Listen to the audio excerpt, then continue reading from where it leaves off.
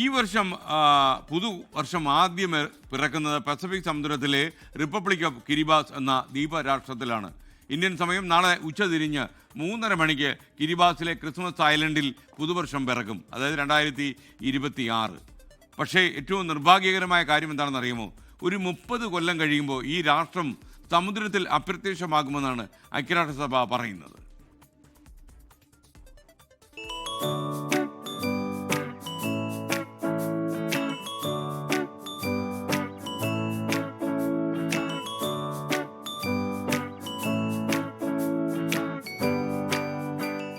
ദക്ഷിണ പസഫിക് സമുദ്രത്തിലെ republic of കിരിബാസ് എന്ന ദ്വീപ് രാഷ്ട്രത്തിലാണ് ലോകം ഈ വർഷം പുതുവത്സരത്തെ വരവേൽക്കാൻ പോകുന്നത്.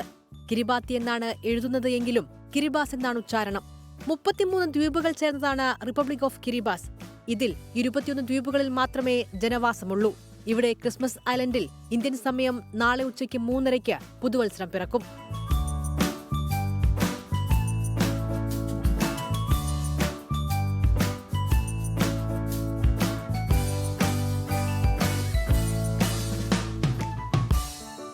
കാലാവസ്ഥാ വ്യതിയാനത്തെ തുടർന്ന് സമുദ്രനിരപ്പ് ഉയരുന്നത് മൂലം റിപ്പബ്ലിക് ഓഫ് കിരിബാസ് സമുദ്രത്തിൽ അപ്രത്യക്ഷമാകാനുള്ള സാധ്യത ഏറെയാണ്.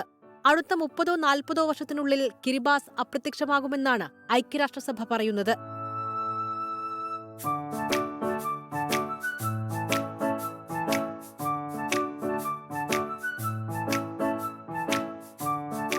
കിരിബാസിലെ മൊത്തം ജനസംഖ്യ 1.5 ലക്ഷത്തിൽ താഴെ മാത്രമാണ്.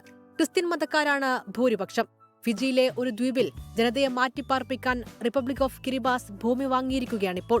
പക്ഷേ ജനിച്ചു വളർന്ന നാടുവിട്ട് എങ്ങോട്ടുമില്ലെന്നാണ് കിരിബാസുകാർ പറയുന്നത്. തങ്ങളുടെ ജന്മനാടിനെ കടലെടുക്കാതിരിക്കട്ടെ എന്നാണ് അവരുടെ പുതുവത്സര പ്രാർത്ഥന. Research desk 24. ലോകത്തെവിടെയായാലും ഏത് സമയത്തും 24 വാർത്തകളും ഓഗ്മെന്റഡ് റിയാലിറ്റി പാക്കേജുകളും എക്സ്പ്ലെയിനറുകളും വിശദമായി കാണാൻ ഞങ്ങളുടെ യൂട്യൂബ് ചാനൽ നിങ്ങൾക്ക് സബ്സ്ക്രൈബ് ചെയ്യാം.